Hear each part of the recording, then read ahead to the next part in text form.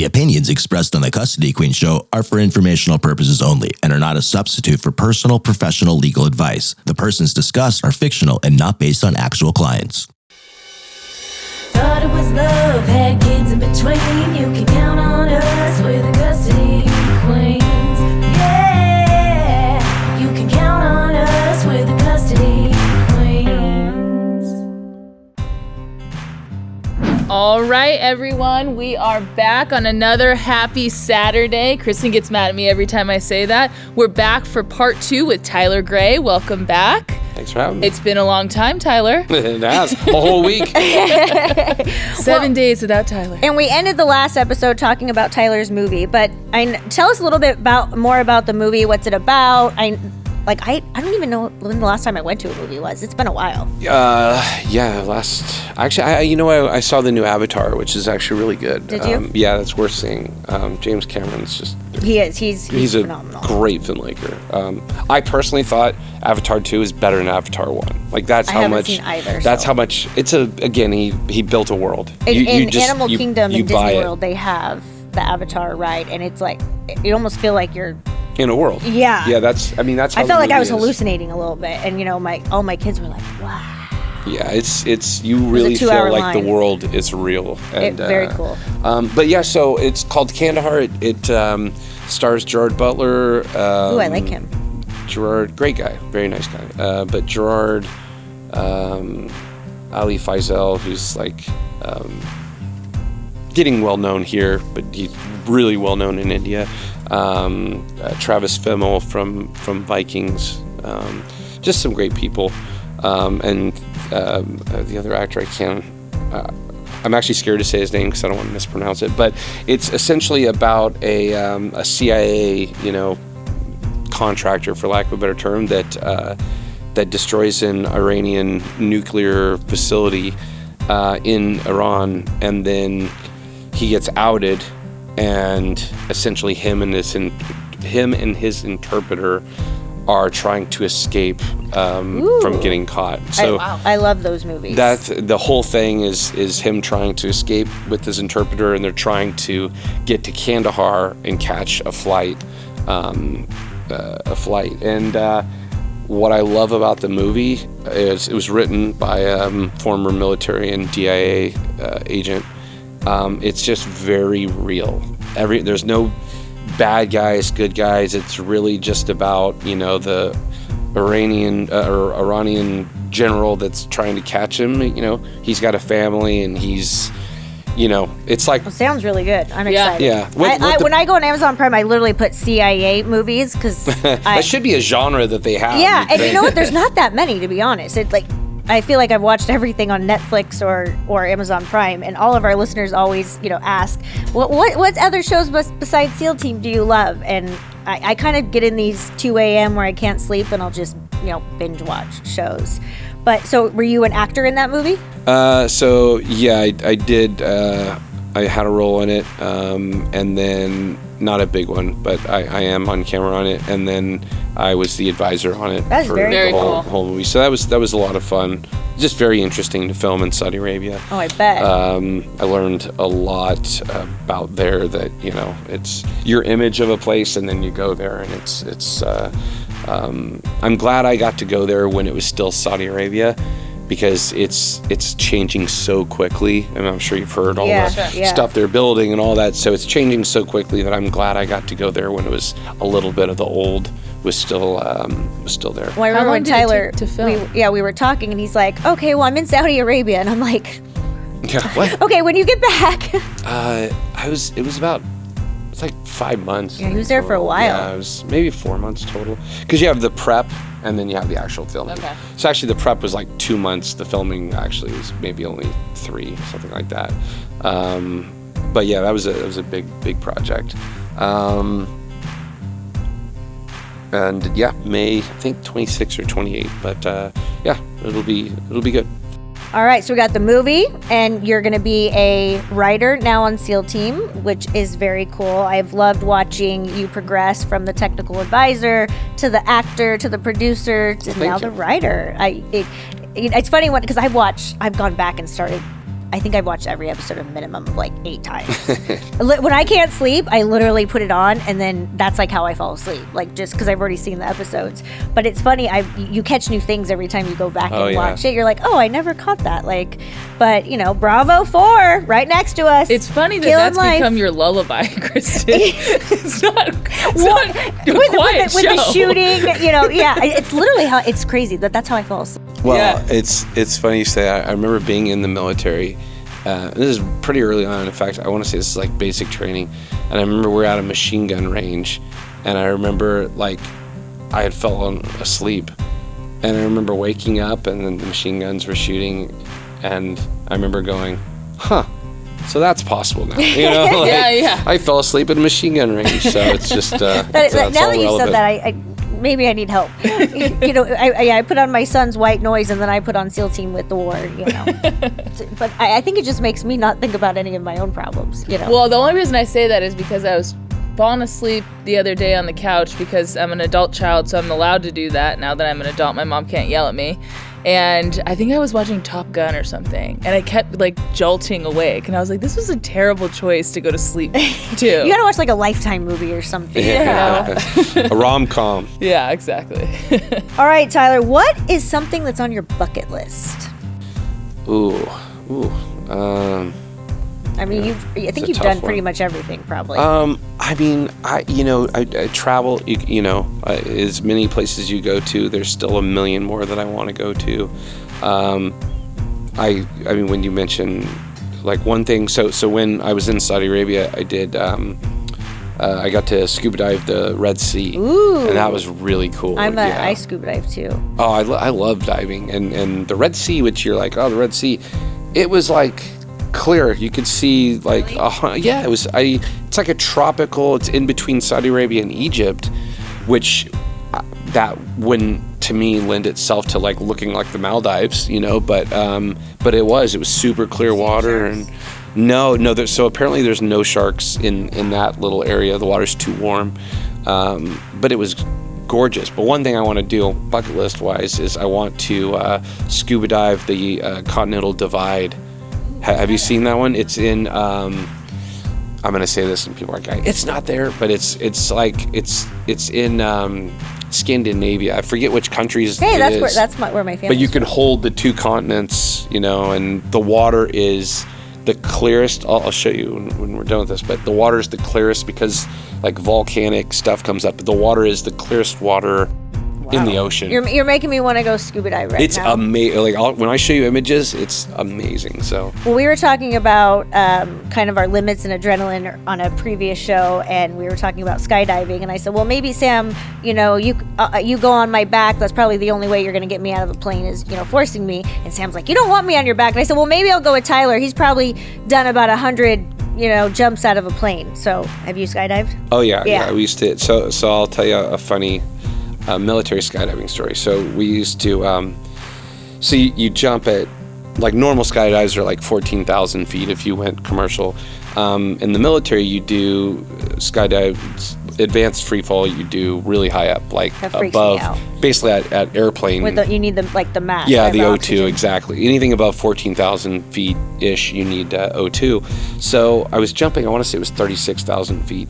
And which the height doesn't really, jumping lower is scarier because you have less time if something happens. But anyways, I remember jumping out at 36,000 feet, and you jump out, you get stable. I had combat equipment on, which is a pain in the butt, and I made sure I was good.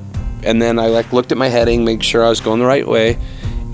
Normally around this time, you'd look at your altimeter, and then you'd have maybe a couple seconds, and then you'd have to go into your, getting ready to pull. So at 36,000 feet, the altimeter only goes up to, I think, 20. So when you're jumping from 36, it's a full spin. So it can't calculate it, so it double spins. So basically, I jump out, I'm good, I look at everything, I make sure I'm good, and then I look, and I hadn't even gotten, I think I only burned 5,000 feet. I literally... free fall time was 2 minutes and 30 seconds of free fall. Literally, it's going to give me hives. I got bored. I was just like... You got bored. Because it's just, I mean, there's not much you can do. Once you That's look at the incredible. view, you're like, That oh, is this is pretty. incredible. But yeah, I was just like, When you've done it so many times that you get bored. Like I'm yeah. thinking Well, it's everything so you're high describing up. is like seconds, right? Like but when you guys are filming and you guys are on the plane and it goes to the red light and you're jumping, I literally get anxiety for you guys. Like when I'm watching that part.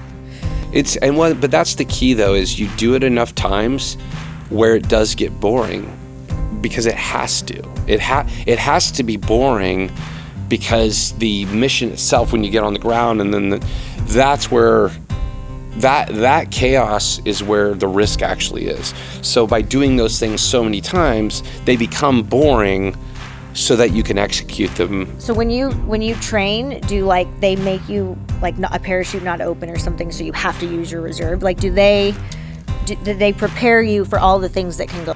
I mean, yeah, there's nothing, they would never, part of the training isn't, like that would be inducing. Yeah, I was like that might that'd be pretty actually risky, but like I'll give you one that's kind of, I'm gonna use the word funny, but so during parachute training, this guy jumped out. It was a Halo, it was a Halo. So you jump out high and then like get like 30, I don't know, it was like 33,000 feet, and then pull it like 2,500, right? Well, what happened is that he had a malfunction. I forget what it is. So when he jumped out, his chute came out. So his chute is out, and he's at 2,000 feet. Each 1,000 feet, I want to say, is 3 degrees. So it's freezing. When you jump out normally, you jump, and yeah, it's cold, but you fall through it in like 30 seconds. So by the time you're dressed for the ground temperature. Yeah. Well, his parachute accidentally deployed. So he's like just slowly. He was in coming. the air for 2 hours. Oh my gosh. Yeah, because he couldn't dump. So he was dumping air to like try and come down faster, but then that put his hands above his heart, and he was getting frostbite. It was just, it's like one of those things where you're like, I never thought of, like, wow. Who would prepare for that? So how was he when he landed? Freezing. Yeah, Freezing and bored. He had to get treated for not frostbite, but I think frost nip, which is Slightly before that, right yeah. before frostbite. Yeah, but that was not. And I just remember thinking, you know what? Next time I'm going to wear a jacket under my flight suit, Just in But you know what that is? It's being I'll prepared. gloves in my pocket, just It's in being case. prepared for every situation, and I think that's one of the things I'm so fascinated with like the military is the training that you guys do, because when clients call us and we have to act like all these things can go wrong, because we've seen everything happen. You can go into court and think that this is a slam dunk, and then all of a sudden they whip out a video of your client doing something that's a safety concern. So I always tell our clients, we have to prepare for everything. Even though chances of these things happening may not happen, we have to prepare for them. But I'm always fascinated with the amount of training that you guys do, because I think it takes so much dedication and strength and craziness. Like I could never. So what does it feel like jumping out of a plane? Like what is the rush? Does your stomach, get the flurries? Yeah, so again, like by that time, like there's no. I don't even think the first time I really had look, I'll say this, and this is an absolute true thing, and that is a lot of guys from and women for that matter, depending on the community, you get what I call adrenaline addiction, and that is, to keep yourself at that level of adrenaline, you have to do progressively more and more risky things. And it's like like when I was a kid, you go on a roller coaster and like, wow, and now I go on a roller coaster and I could. You're bored. I'm like literally asleep. After what you've been through, it's like going through Small World when when you're going on a crazy one. and it's like I did, and so like the first time I'd already at that point there just was no adrenaline, and even you get to the point where there's a true life risk like a gunfight, and the adrenaline's just that's gone too. But again, that adrenaline not being there is a side effect of your body being able to operate better in that situation. Yeah, because the way that these actors on your show or in real life, like they're just so calm. Like, and I try to put myself in that position. I was like, I think I handle chaos well, but I still sometimes have an overreaction, and then then I come down. Well, it's the same thing though. It's like if the roles were reversed, you know, there's a lot of people that go into court with you that are at a level 10 adrenaline, that because they don't do it every day like Very you true. do, you know. Very So you are calm in that environment because you're used to that environment. Or a new lawyer, you know, it's like, Oh, I oh my God, remember. the first day of court, and you're like, I got sat on the this. wrong side of the table. I was stuttering so bad that I couldn't even get my name out. You know, the judge was like, "You're sitting on the wrong side," and I was like, "Oh." I object. Yeah, I swore myself in. Exactly. Yeah, that was the best no, part. they- I swore myself in. Once you get sworn as an attorney, you're sworn in. You know, you're an officer of the court. And it was my first day, and the court reporters or the clerk's like, you know, all the parties stand and swear in. And I look around, there's no other attorneys in the room. So I stood up, and the court reporter's like, I'm like, all right, I got this. They don't teach you in law school how to go to court. They don't teach you how to be a lawyer at all. You just you just go. One day they hand you a file and they go. And you're like, okay, I got to figure this out. Yeah, well, it's like a lot of, it's like with the classes for, it's like a directing class will teach you the theory of film, but they don't teach you how set works. Right. Yeah. It's the same thing. It's like, wait, but yeah. There needs to be like a real life class on. Yeah, exactly. It's like, well, that should be taught in schools now too. It's like, I agree. where you're taught all these different things, but you're not taught like how to operate in real life, like financial, how to balance a I was just checkbook. gonna say I think there should be so much more education on like the financial stuff, because I remember when I was in college and I had a credit card. I got my own personal credit card from someone, handing them out at the university, and I got it, and it was like 29.9% interest. I had no clue what that even meant. So, a year goes by, and I think there's a couple thousand, and I'm looking at the statement, and I'm like, they're charging me $100 and something a month? Like, what is this? And it was just the interest, but I was so clueless on how it worked. And that was not unintentional. It's like Right. They were literally just, handing out the applications, on the soccer field. Here, get a credit card, 29.9. I'm like, Right. yeah. It's like folded in fine print. Yeah. You're like, what's this? I'm in Florida. My dad doesn't know about this. Heck yeah. it's somebody was saying this, I think it was a comedian, and I just laughed because it's so true, and he was talking about go into a bank with a good credit score, a business plan, all this, and banks are like, nope, too risky. Yeah. They want to see the history. Go in there and go, I'm a student. They're like, how much you need? Exactly. 80 grand? Oh, yeah. I mean, you go. they were giving out student loans like candy. Oh, it's and I'm the one, insanity. I took one, and, Sam and I always laugh that our student loans are the mortgage on our life, because we wouldn't have the life without the student loans. But, it's just something you pay every month. But I did not need to take out remotely as much as I took out. It was complete ignorance. Yeah. And I jokingly, I have one with my dad that he co-signed, and it was a small one. And then, I didn't pay it because I was young and dumb. And then the interest accrues, and he always goes, pay that off. And I go, no, I'm still waiting for you to pay it off. It, hasn't worked for 12 years, but, I'm still hoping. All right, well, let's get into our CQ Talk Box. This is a new game that we have created, and it is going to be available to the public very soon. But what it is it's just a box of cards that Custody Queens, Sam and I, have handpicked personally, and it just engages conversation, whether you're having it with a friend or a relative or your child or, just your spouse, your partner. It really engages conversation, and it elicits information from someone that you may not get otherwise. So it's fun, it's light, it can be a little, a little dark at times, but when I have these conversations with my kids, and Sam and I spent hours creating these questions for different age groups, and, I have different cards for my 5-year-old, and, my 2-year-old's like, what's your name, or what's coming up, and he goes, my birthday, and then he looks around and goes, where are my presents? And I'm like, your birthday's not for a week, chill, dude. But the questions vary on who you're having the conversation. But like, I may never know this person's darkest fear without using the card. So That's a good question. it is. It's exciting. It's fun, and we're gonna start with Tyler. All right, let's do it. All right. What is one negative character trait that you need to work on? You just want one. He's like boom, boom, boom, boom, boom. Man, one. Oh, gosh, there's so many that come to mind. Probably. Well, let me say this first, because I love when somebody goes like, "What's your negative character trait that you need to work on? And they go, it's like sometimes I just care too much. Oh yeah. You know what I mean? You make it into a compliment for themselves. Yeah, I love that. So I'm just such a good person that it's I just like sometimes I care about people too much, and I need to be more selfish. I have a person in mind that I know would be saying that. Yeah. And they don't even realize they're doing it. It's great. No, negative character trait. I definitely, this is one that I've been working on and continue to work on, which is communication.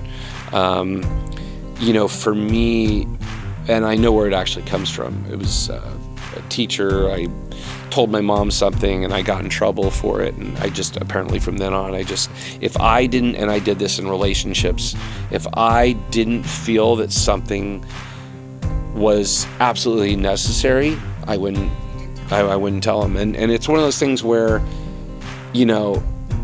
there's some things where you hide because they're negative, okay, but and I did that too.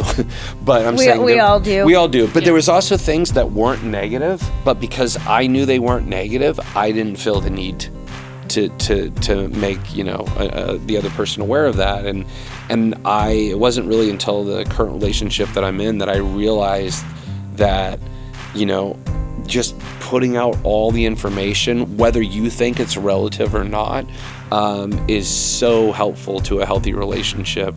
And it's just, but it's hard to do. It's you really, or at least for me, you have to try. I have to actively think of when something comes out that, hey, I need to put this out. No, I agree, and I struggle with that as well. And it's just even little things like, they can't think in our head. And so it goes from my clients to my kids to my husband, but you have to communicate, like even the simplest things. Like it might be in my head, okay, I'm going to soccer, but you have to say, hey, I made dinner, it's on the table for the kids, I'll be back by this time, can you start working on Brody's homework? And just the communication of the little things makes such a difference, because I would get resentful and I would get angry because I'm not saying it, but I'm expecting these people to know what's in my head. Going, I'm struggling and you don't care. And he's, whoever it is, whether it's, business partner or it's an associate or it's my husband. So it's hard, but you have to do it. It's the key to every successful relationship, including attorney clients. If you don't trust us and I don't trust you, there's no relationship. And so I always tell my clients, tell us everything. We will use what we think is relevant and and important to your case. And then we can figure out how to not hide, but minimize the negative ones. But tell us all, and do not tell us, like Sam says, walking up to the counsel table. Tell us often. Well, and I think what you said, though, is important, too, is that the stuff that you should be communicating is the little things, because you're probably thinking to communicate big things, yes, but you're probably not thinking, like myself, to communicate little things. And like pick up milk. And the little things, once they stack up, 3 little things that you didn't mention become one huge thing, yes, and so that's something that I've definitely learned and been actively working. Sam, what do you think? I care too much. I'm just kidding. I can see that in you. No, I think with the communication, mine's kind of twofold. I think partly because my brain's going a million miles an hour. If I am communicating with someone and I hear something they say, I can get hyper focused on that, and then my mind's somewhere else, and I'm not paying enough attention to the rest of the conversation, and so I lose a lot because of that, even if I'm trying to do it. So I'm trying to really actively work on slowing my brain down and really listen to people instead of waiting for that space where you're supposed to talk and monopolizing that. I'm definitely, it's a struggle, I think, in part with like the work-life balance, because it's hard. My significant other always tells me, like, turn your lawyer brain off, because I'll start hearing information and then I start like putting it in a little box, and then I'm missing the whole point of the conversation. So I'm absolutely working on that. And I think you're a pretty good communicator. So if yeah, I have no tells problem. me I need to work on it more. I have no problem saying how I feel and saying it on repeat, but at some point that's not very valuable, right? It's kind of making sure that when you're communicating, it's twofold. So Yeah, listening's a big thing. I think we're all working on listening. I remember when we started the show, 2.5 years ago, and we were so nervous and we hadn't done this. And it's like, I remember I was always thinking, what do I say next while Sam's talking, rather than listening to Sam and engaging in the conversation. And you can see it like on the, on the episodes, like my brain is literally thinking, rather than just listening and engaging and then having a response when necessary. So I'm going to tell you, ladies, this because it's very relevant to what you're saying. Is one, and I feel bad, I forget who gave me this. I think it was Neil Brown Jr. I don't know exactly. I love him. I think it was Neil. It might have. Tell him I said hello. I will. You'll see him on set. Yeah, there you go. But basically, we were talking about, because for me, not having been to an acting class or anything, I would ask the other actors, like, hey, asking for tips. How do you do things? Pretty much everything that I know I learned from watching or asking them. And one of the things that I'm pretty sure it was Neil who gave me this is he said, bad acting is waiting for your turn to talk. Because he goes, that's not how it works in real life. You don't already know your line until they say something that sparks it. So he goes, just listen, actually listen, and then like bad acting would be, I'm just waiting for my turn to talk. You say something and my line's right on top of yours. Right. Yeah. But that's not how we work. You say something, there's a slight pause, and then you say something. And it's interesting how small that is, but how accurate it is in helping to act on camera just by, and it does work for life too. But well, you can tell over the listen. years of the progression from watching the beginning, like how much more comfortable, like you guys are so different from season 1 to like season 6, and even you, like you're so comfortable. Comfort's a huge one, yeah. And again, no different than like the first time you have to talk on camera. You're like adrenaline. You're like, oh my god, I don't know what to do with my hands. Yeah, we laughed the first time we filmed. I think it was a very long day. There were tears, and I think we were both thinking, what did we get ourselves into? And now we just have so much fun. But it's the training, it's the experience, it's the repetition. But well, my negative trait is I am way too emotional. So I have a hard time just getting the facts out because I can be emotional. And so I'm working on just processing it and not letting all of my emotions be my reaction. I don't think you're too emotional. I like your emotions. But no, I do. I enjoy it because I want to know where someone stands. So I struggle with people that I'm kind of looking at them going like, I don't really think you mean what you're saying to me. And I always know that I have like truth with you. Does that make sense? Well, both of our faces say everything, and we can read each other by just literally. I can open Sam's office door and know exactly her headspace, and sometimes it's a quick shut and be like, "You're good," because I can tell, and I think she can probably do that with me. But I do have a tendency, like when I'm, I work with my family, and that can be challenging, and I've done it for a very long time, and I love them all dearly, but personal, professional lines are crossed often, and sometimes I get so emotional that it comes out in anger or tears rather than just being fact-driven. And, and I think if any man says to a woman, you're being emotional, that is an absolute trigger, and most of us will lose it. Now we're going to be rated R, Kristen. All right, the time has come again, and we'll have to have Tyler back next year. We'll make it an annual thing. But for all the audience that is listening that asked for Tyler to come back, I'm glad we got 2 episodes. Tyler, it has been an absolute pleasure, and I always enjoy listening to you and your education, and I always find it very fascinating. Great to be on here, and we'll continue this interview when she comes to the set of SEAL Team. Exactly. Hey, I want to come too. Well, I'll be your driver. And I'm going to be the bartender. And we'll do an impromptu. We'll do an impromptu. Oh yeah, recording. We're going to be doing karaoke. I'm going to be out the bartender. Come on, they all know me. I'm like the fangirl. I would love to come watch you and support you in your bartender. But make sure they know that I'm not like a stalker. I just really like the show. I think you would like to come to set just to watch her. You're right. She does a lot of things where she just wants to watch. Yeah. No, you're a star. I would be like, You're an absolute star. All right. Well, thank you everyone for joining us on this beautiful Saturday, and we look forward to seeing you next Saturday. And remember, you can always call us or fill out a web form on custodyqueens.com. We love to hear from you. Keep your questions coming in. Call us at 1-800-419-7772. That's 1-800-419-7772. And remember, Let love rule.